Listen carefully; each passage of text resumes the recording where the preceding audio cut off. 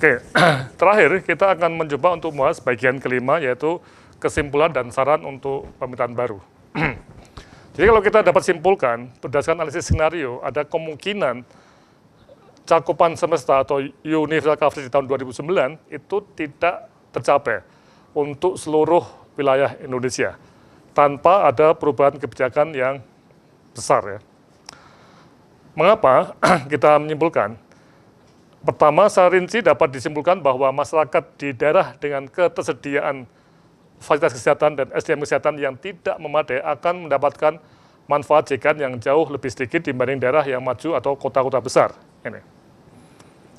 Yang kedua, nah ini, dalam kondisi Indonesia yang sangat bervariasi, JKN yang mempunyai ciri sentralistik di pusat itu dalam pembiayaan dan peraturan yang relatif seragam akan sulit mencapai tujuan keadilan sosial bagi seluruh rakyat Indonesia. Mengapa? Karena ini terkait dengan kesimpulan ketiga. Ada kemungkinan dana pemerintah yang dianggarkan untuk PBI, penerima bantuan iuran, itu dapat salah sasaran. Jadi daerah-daerah yang sulit tidak dapat menyerap anggaran untuk PBI karena kekurangan fasilitas kesehatan dan kesehatan, sehingga terjadi sisa anggaran yang tadi mungkin akan dipakai untuk mendanai masyarakat yang ada di daerah maju. Ya. Nah, sehingga saran untuk perbaikan kebijakan ini ada beberapa hal yang kembali terkait dengan konteks sistem pembiayaan kesehatan. Ya. Jadi manfaat monitoring tadi ini adalah suatu saran untuk perbaikan kebijakan, di mana yang pertama seperti yang sudah kita bahas pada pertemuan pagi hari ini tentang promosi dan prevensi kesehatan, itu Kemenkes diharapkan perlu untuk meningkatkan kegiatan preventif dan promotif, tapi juga diharapkan ada kebijakan meningkatkan pencegahan dan promosi kesehatan di seluruh kementerian. Jadi semangat untuk preventif dan promotif tidak hanya di Kemenkes, tapi juga di seluruh kementerian yang ada di kabinet.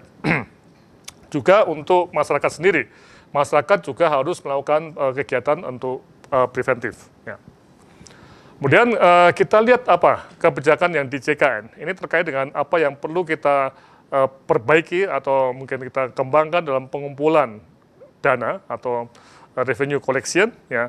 Kemudian perubahan kebijakan di BPJS dalam konteks pooling the risk, dan tentunya adalah bagaimana perubahan kebijakan di penyaluran dana BPJS. Nah, yang pertama, ini kita harapkan untuk kebijakan di pengumpulan dana kesehatan itu perlu peningkatan dana untuk kesehatan dari APBN dan APBD.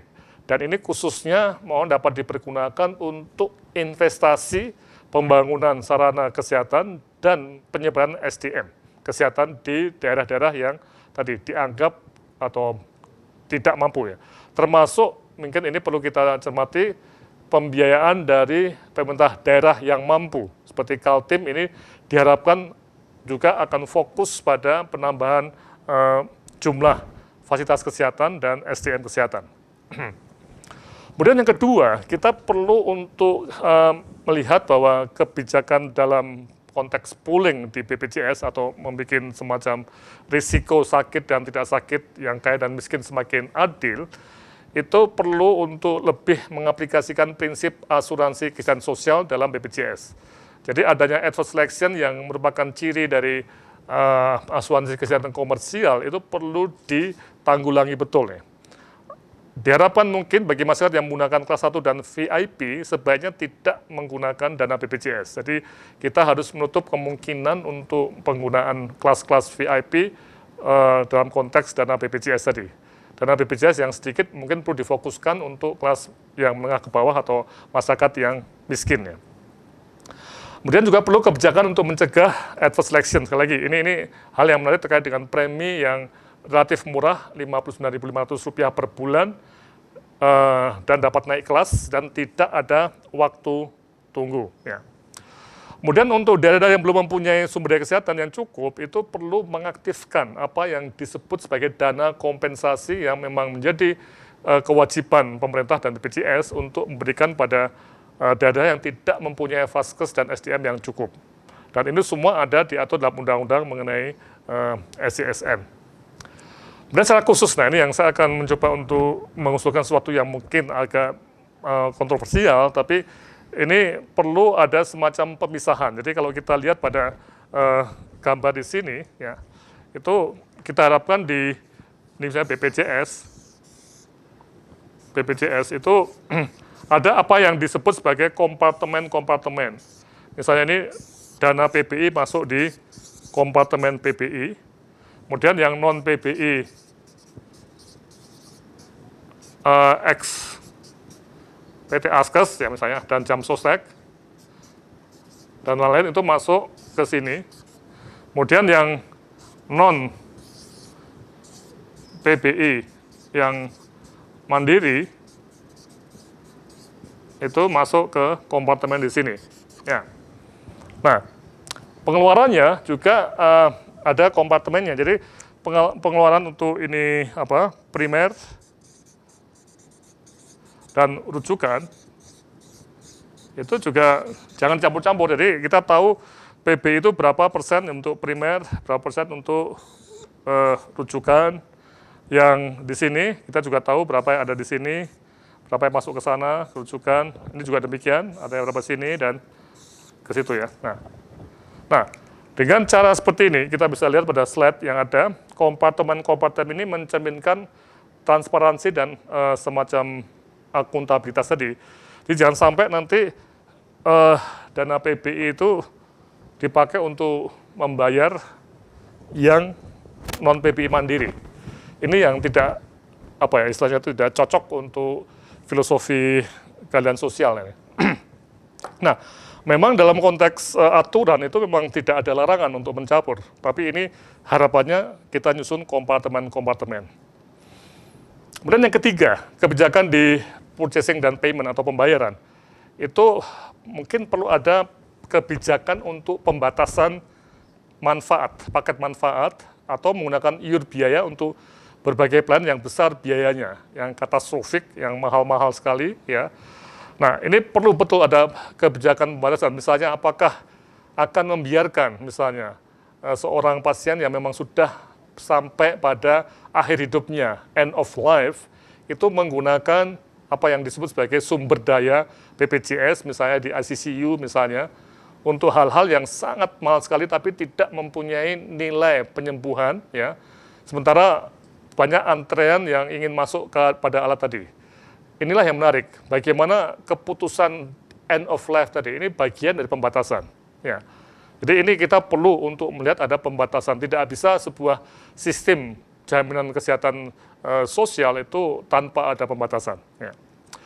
Kemudian tadi, apakah perlu untuk data tertentu itu, ini yang menarik ya, perlu semacam penyimbangan supply dulu sebelum masuk ke BPJS. Ini perlu kita cermati dulu, sehingga dalam konteks purchasing tadi, kita jangan sampai membiarkan daerah-daerah yang supply-nya itu terbatas untuk melakukan klaim yang tentunya tidak akan sebaik yang daerah yang lengkap.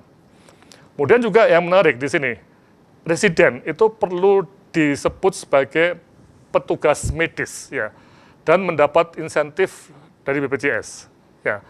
Dalam Undang-Undang Pendidikan Kedokteran itu sudah disahkan bahwa residen dan juga fellow atau PPDS 2 itu mendapatkan insentif ataupun semacam pembayaran berbasis pada kompetensinya. Kalau SDM spesialisasi itu dihitung secara rupiah dengan standar spesialis, maka biaya akan sangat besar, ya. Dan jumlah spesialis sangat-sangat kurang, tidak sebanding dengan jumlah pasien. Di seluruh dunia itu semua sistem jaminan itu pasti menggunakan residen sebagai tenaga medis, dan inilah yang kita perlu untuk memasukkan dalam kebijakan mendatang. Kemudian dalam jangka pendek untuk daerah-daerah tadi yang sulit seperti NTT, Papua, Sulawesi Barat dan sebagainya, itu perlu ada kebijakan pengiriman tenaga medis dan kesehatan lainnya ke berbagai rumah sakit dan puskesmas yang kekurangan SDM. Ini bisa dilakukan dengan model sister hospital yang sudah dicoba di NTT selama 5 tahun ini. Kemudian tentunya perlu ada kebijakan sistem pencegahan dan penindakan fraud dalam hubungan antara rumah sakit dengan BPJS, yaitu perlu diatur lebih detail. Sistem verifikasi dan juga investigasi dalam konteks klaim itu perlu ditingkatkan lagi. Sehingga harapannya pemborosan dana tidak perlu terjadi dalam sistem rujukan. Oke. Saya kira ini semacam masukan kebijakan dengan catatan monitoring dan evaluasi lebih lanjut secara lebih detail dengan data yang lebih empirik itu perlu diteruskan. Dan kami berharap bahwa kebijakan pemerintah itu bisa mendukung kegiatan-kegiatan yang sifatnya monitoring dan evaluasi independen seperti ini. Karena terus terang aja penelitian ini sebagian didanai oleh perguruan tinggi yang ikut dan juga sebagian oleh IDRC di Kanada. Ya. Oke, nah inilah yang kita harapkan, perlunya ada pihak independen untuk melakukan monitoring dan evaluasi kebijakan JKN. Secara demikian, apa yang bisa kami sajikan dalam presentasi mengenai monitoring pertama dalam pelaksanaan JKN di tahun 2014. Semoga penelitian ini berguna bagi kita semua. Terima kasih.